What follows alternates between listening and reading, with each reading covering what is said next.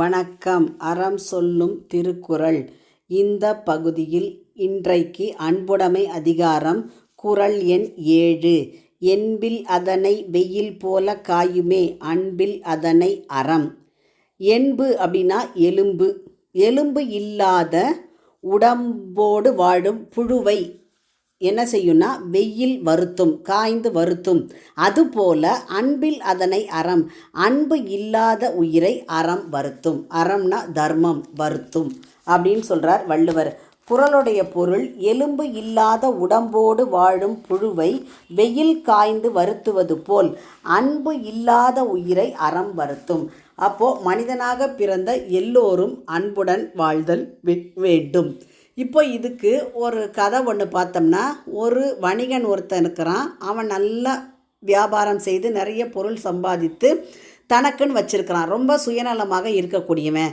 யாருக்குமே எதுவுமே கொடுத்து உதவ மாட்டான், யாருடனும் அன்போடு பேசவும் மாட்டான்.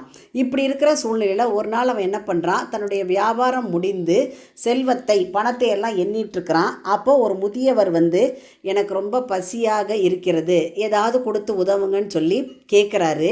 அப்போ இந்த வணிகன் சொல்கிறான், இங்கெல்லாம் ஒன்றும் கிடையாது, நான் ரொம்ப வேலையாக இருக்கேன், நீ போ அப்படின்னு சொல்லி விரட்டிடுறான். அப்போ அந்த வணிகன் இருந்த இடத்துக்கு பக்கத்தில் ஒரு மடம் இருக்குது. அந்த மடத்தில் ஒரு துறவி இருக்கிறாரு.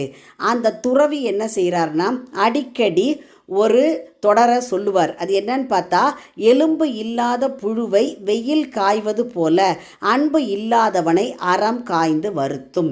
இதை அடிக்கடி அவர் சொல்லிகிட்டே இருப்பார். இப்படி இந்த வணிகன் வந்து நல்லா வியாபாரம் செஞ்சு அதிக அளவு பொருள் சேர்த்து நல்லா இருக்கான். ஆனாலும் அவனுக்கு வாழ்க்கையில் மன நிம்மதிங்கிறதே கிடையாது. அப்போ ஒரு சூழ்நிலையில் அவங்ககிட்ட இருக்கக்கூடிய பொருள் வளம் சுருங்க தொடங்குகிறது.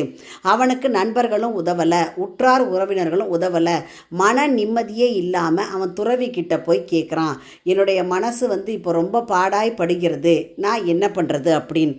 அப்போ துறவி சொல்கிறாரு, நீ இருந்த வரைக்கும் யாருக்கும் பொருள் கொடுத்து உதவலை, யார்கிட்டையும் அன்பு செலுத்தவும் இல்லை. அப்போ அன்பு இல்லாத தன்மையால் வெயில் வந்து எப்படி காய்ந்து வருத்தும், அதாவது எலும்பு இல்லாத உடம்போடு வாழும் புழுவை வெயில் காய்ந்து வருத்துவது போல இப்போ உன்னுடைய மனசு என்ன பண்ணுதுன்னா வெயில் வருத்துகிறது அப்படின்னு சொல்லிட்டு துறவி சொல்கிறாரு, வாழ்கின்ற வாழ்க்கையிலே மனிதர்களாகிய நாம் எல்லாரும் என்ன செய்யணும்னா அன்போடு வாழ்தல் வேண்டும். சம்பாதிக்கக்கூடிய பணத்தில் பிறருக்கு பகிர்ந்து கொடுத்து வாழணும். உன்னால் முடிஞ்ச உதவியை ஏழை எளிய மக்களுக்கு அன்போடு செய்யி, இப்படியெல்லாம் துறவி சொல்லி அனுப்புகிறாரு.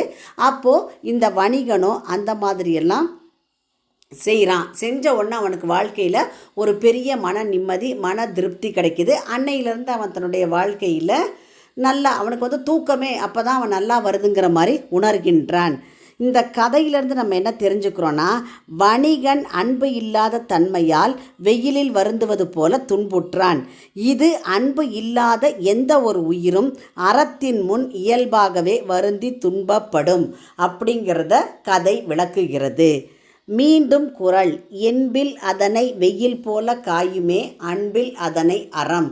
உங்கள் இல்ல குழந்தைகளின் மனதிலே தினம் ஒரு திருக்குறள் பதிய எங்கள் சேனலை சப்ஸ்கிரைப் பண்ணுங்கள்.